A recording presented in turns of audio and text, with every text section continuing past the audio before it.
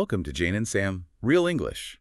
Today we're diving into a fascinating story about art, pain, and the hidden meanings of animals. Yeah, and we're looking at a woman who, took the most agonizing physical and emotional pain imaginable, and instead of hiding it, she basically weaponized it on canvas. Exactly. I mean, you have absolutely seen her face. Yeah. It is, well, it's one of the most recognizable images in modern art history. Right, it's plastered on literally everything, from tote bags to coffee mugs. We are, of course, talking about the iconic Mexican painter, Frida Kahlo. Yeah, the merchandising around her is just everywhere. I mean, they even have a term for it now, right? Fridamania. Fridamania. Yeah. Yeah. But the sheer volume of products can actually, dilute how radical her work really was. So true. So today we are stepping away from all the merchandise to look at the raw, unfiltered source material. Specifically, we're examining a masterpiece from 1940. Right, the one featured heavily in an exhibition at Tate Modern. Exactly. It's titled Untitled Self-Portrait with Thorn Necklace and Hummingbird. And, when you first glance at this painting, it might just look like a woman staring back at you from a jungle, surrounded by some very intense animals resting on her shoulders. Yeah, just hanging out. Right. But our mission in this deep dive is to decode what those creatures actually mean. Because as the sources reveal, these animals aren't just, random pets she decided to paint one afternoon. Definitely not. They form a highly intimate, very real map of her physical disabilities, her emotional trauma, and, honestly, a fierce resilience that defined her entire life. I love that way of putting it. And to read this map correctly, you first have to understand the claustrophobic environment she was navigating when she picked up her brush. Right. So set the scene for us. Okay, so the year is 1940. Kahlo is caught in the middle of incredibly high drama in her personal life. She had just gone through a really painful divorce from her husband. The famous Mexican muralist Diego Rivera. Yes. And as a quick historical footnote, they would actually remarry later that same year. Which tells you a lot about the volatile nature of their connection, right? Oh, absolutely. It was chaos. And simultaneously, her long-standing romance with the American photographer Nicholas Murray was falling apart. So she is just being hit with massive heartbreak from multiple directions all at once. Yeah, a total emotional pileup. You can physically feel that psychological tension in the composition of the painting itself. I mean, the background is not some serene landscape. It is this dense, lush, tropical foliage. It really is.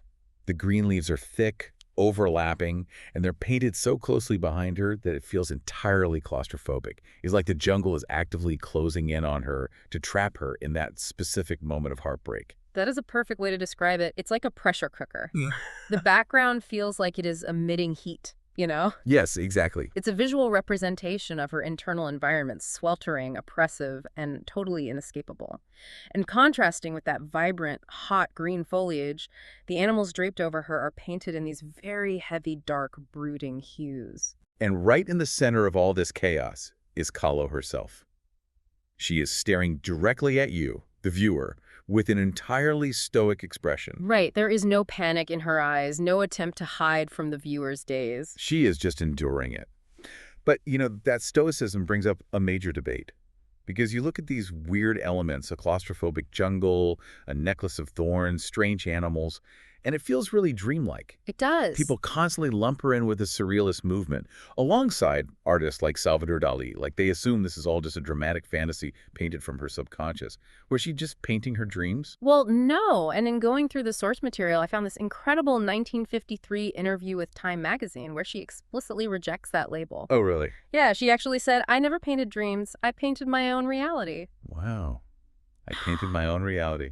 So how does that quote change how we should be looking at the physical details of this painting? It changes everything because it forces us to take the visual evidence literally rather than metaphorically. Okay, makes sense. When you look closely at her face in this portrait, her cheeks are flushed, her lips are a stark red, and there are literal trickles of dark blood seeping from her neck, staining her white collar. Right. If she is painting her reality, as she claims, then this blood isn't just a surrealist prop. It is a raw, literal documentation of the emotional and physical hemorrhage she was experiencing at that exact moment in time. She is externalizing her internal state. Okay, let's unpack this. Because if she is externalizing her internal reality, then the things causing that blood are the physical manifestations of her trauma. Exactly. Which brings us right to the creatures draped around her neck. Yeah. Right in the center, hanging down her chest from this vicious necklace of thorns is a hummingbird. Yeah, but it's not like a normal hummingbird. No, it isn't hovering or drinking nectar. It is hanging upside down, its wings spread, looking entirely lifeless and heavy. And that dead hummingbird is an incredibly layered symbol that pulls heavily from her heritage. On a broad level, birds are traditionally associated with flight and freedom, but in Aztec mythology, the hummingbird is intrinsically linked to Huitzilopochtli, the god of sun and war. Wait, a god of war? Yeah. So right away, you have this inherent contradiction, a creature of delicate freedom that also embodies conflict and warfare. But the Tate Modern curators point out a much more specific use of the hummingbird in Mexican folklore. Right, she's wearing this dead hummingbird as a talisman. She's actively trying to use its folklore magic to summon her lost love back. Exactly. It is a desperate, hopeful charm worn when someone's heart has been broken, which hits so incredibly hard when you remember she had just divorced Diego Rivera and ended things with Mireille. It's heartbreaking. It really is. She's wearing the symbol of desperate hope, but she has painted the bird dead. The magic isn't working. Right. And visually, the shape of the hummingbird's outstretched wings perfectly echoes the shape of her famous monobrow, the thick, connected eyebrows she proudly wore. It creates this brilliant visual mirror between the dead bird and her own face. By echoing her own features in the bird, she is binding her identity directly to that grief. And we cannot ignore what the hummingbird is suspended from. Oh, the thorns. Yeah, it is hanging from a necklace made of thick, sharp thorns that are actively piercing her skin. Which brings us to the creature on her right shoulder, the spider monkey. This detail is so tragically ironic, it almost hurts to look at. It really does. The monkey in the painting was based on an actual pet she owned. And who gave her that pet? Her ex-husband, Diego Rivera. Yep. He gave it to her as a gift. And in the painting, this cute, playful gift from her husband has its hands on the thorny necklace. It is literally tugging on the thorns, tightening them around her neck and causing the blood to flow down her chest. It's so visceral. Right. Rivera's gift is inflicting direct physical pain on her. It is the most perfect metaphor for emotional baggage I think I've ever seen. What's fascinating here is that it's brilliant visual storytelling, yes, but the meaning of the spider monkey goes much deeper than just serving as a stand-in for Rivera's inflicted suffering. Oh, how so? We have to look at the cultural context of her mestiza heritage. Now, mestiza refers to a woman of mixed indigenous and European ancestry, an identity Kahlo was fiercely proud of. Right. In pre-Hispanic indigenous cultures, the spider monkey wasn't just a pet. It was a potent symbol of irrepressible creativity, fertility, and playfulness. Wait, I have to challenge that. If the monkey represents playfulness and irrepressible creativity in her culture, why is it literally strangling her in the painting? Good question. Is she saying her own creativity or her own heritage is what's causing her pain? Well, that is the brilliant tension of the piece.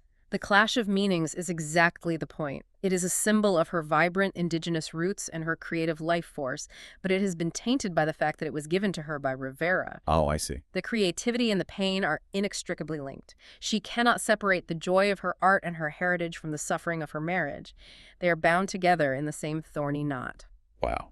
And speaking of those thorns, we need to address the massive historical reference she is making with that necklace. The religious aspect. Yes, she is directly referencing the crown of thorns worn by Jesus Christ during the crucifixion, which is a staple image in Mexican colonial religious paintings. But, for a woman in 1940, in a deeply Catholic country, to appropriate the ultimate symbol of divine suffering and put it around her own neck, that is incredibly scandalous, isn't it? Oh, totally scandalous and wildly ambitious. I mean, the art establishment at the time was dominated by men painting these grand historical and political murals, including her husband. Right, Rivera was famous for that. Exactly. So by taking the iconography of Christian martyrdom and applying it to her own personal domestic heartbreak, she is boldly positioning herself, a female artist, as a Christ-like martyr. She is forcing the viewer to validate her suffering. Yeah, she is declaring that a woman's emotional pain, a woman's broken heart, is just as profound, just as worthy of being immortalized on canvas as the grandest religious history. Beautifully said. But here's where it gets really interesting. That bleeding monkey and the crown of thorns are only half the story. If you look at her left shoulder, you realize she hasn't left herself completely defenseless. Not at all. The painting operates on a strict duality. The right side is vulnerability and pain, but the left side is fierce, unyielding protection. Looming right next to her ear is a black cat. And the cat is such a striking presence. It is painted with sleek fur that looks slightly raised, as if it is agitated. Yeah, ready to pounce. Exactly. And it has these bright, glinting eyes staring straight out of the canvas. Now, in many Western traditions, we are taught to view a black cat as an omen of bad luck, something sinister. Right, but in this context, the sources make it clear that is a total misreading. This cat is not bringing her bad luck. It is a guardian animal. Definitely. It is a protector spirit filled with latent power, watching the viewer's every move, almost daring anyone to step closer and try to hurt her again. It balances the vulnerability of the right side with this quiet, lethal defense on the left. Exactly. And the protective elements continue upward. Look at the crown of her head. Her hair is intricately braided with purple yarn, which is a traditional style, and pinned with silver butterflies that she actually owned. Or she owned those. Yeah. But hovering directly above those silver pins are these incredibly strange, delicate insects that the article refers to as dragonfly flowers. They look like a hybrid of a plant and an insect. It is a touch of magic realism, where something fantastical is grounded in a very real, tactile world. And symbolically, they are vital to the narrative of the painting. In indigenous Mexican traditions, both butterflies and dragonflies are deeply associated with the rebirth of the soul. The rebirth. Wow. Yeah, they represent transformation and endurance after a period of intense darkness. So, if we trace the narrative across her body, we start with the death of love and the bleeding caused by her past. Then we move to the stoic endurance in her face. Right. Then to the fierce watching protector on her left shoulder. And finally, rising above it all, the rebirth of her soul at the very top of the canvas. It is a complete cycle of trauma and survival. But if we connect this to the bigger picture, to fully grasp why she relied on these specific animals to tell this story, we have to understand her physical reality off the canvas. Because it wasn't just in her head. No, these creatures were not just conceptual metaphors. They were actual presences in her life. Living, breathing companions in her home that provided her with essential solace. Because her physical reality was, frankly, agonizing. When she was a young child, she contracted polio, which left her right leg permanently thinner and shorter than her left. Yeah. But the truly catastrophic event happened when she was just 18 years old. She was riding a wooden bus in Mexico City when it collided with a metal streetcar. Such a tragedy. The details of the crash are horrific. A metal handrail actually pierced her abdomen and her spine was shattered in multiple places. And that single moment dictated the rest of her life. She was left with severe chronic pain and permanent disability. Because of the sheer physical toll of her shattered spine, she was frequently bedridden and confined for long stretches to her family home. Right, the famous Casa Azul, or the Blue House. Exactly, and this is where the animals come in. Since her broken body wouldn't allow her to freely go out and explore the world, she brought the wildness of the world to her. I love that. The curator from the Tate exhibition described her home as a Noah's Ark menagerie. She surrounded herself with spider monkeys, tropical birds, Mexican hairless dogs, and even a fawn. Oh, wow. Rivera even had a small pyramid built in their garden just to house this massive collection of animals, didn't he? He did. They were her daily reality. And this is where we have to unpack how the act of painting these animals served as a psychological mechanism for her. Right. When your own body has betrayed you, when you are trapped in a plaster corset, unable to move, painting becomes a way to reclaim autonomy. By rendering these animals on canvas, she was projecting her internal vitality outward. She was proving that while her spine might be shattered, her creative spirit was wild, untamed, and fully alive. That context makes it so frustrating when you read how art history has traditionally treated her relationship with these animals. Oh, don't even get me started. So what does this all mean? The BBC article points out a deeply entrenched, somewhat misogynistic narrative that critics have pushed for decades. Because Kahlo wanted children but couldn't carry pregnancy to term due to her bus crash injuries, critics made this over-familiar assumption. Yeah, it's so condescending. They decided that she simply transferred all her frustrated maternal instincts onto her pets. They reduced these fierce symbolic animals to nothing more than surrogate children for a sad, childless woman. This raises an important question, right? Why do we do that to female artists? It is a vastly reductive way to view her legacy.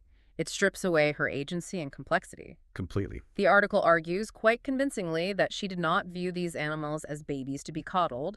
They were sites of affection and respected equals.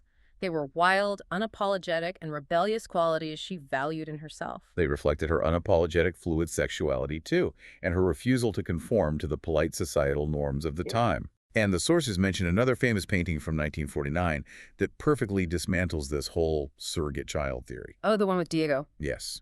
In that painting, she depicts herself holding her grown husband, Diego Rivera, cradling him in her arms like a giant, helpless baby. Meanwhile, her Mexican hairless dog, Señor Solo, is sitting right next to her, painted as a noble, alert, and fiercely protective presence. That painting flips traditional gender and power dynamics completely upside down. The powerful, famous male muralist is reduced to an infant, while the dog is elevated to the status of a revered guardian. It's so brilliant. She is demonstrating that her capacity for love, connection, and family doesn't fit into the traditional expected boxes of 1940s Mexico. The animals were her spiritual kin, not her substitute babies. Which fundamentally changes how we view her strength. She wasn't just surviving, she was resilient. Yeah. She was actively redefining her world on her own terms. She faced an escalation of physical horrors right up to the end of her life. She really did. In 1953, the year before she died, a severe gangrene infection meant her doctors had to amputate her right leg below the knee.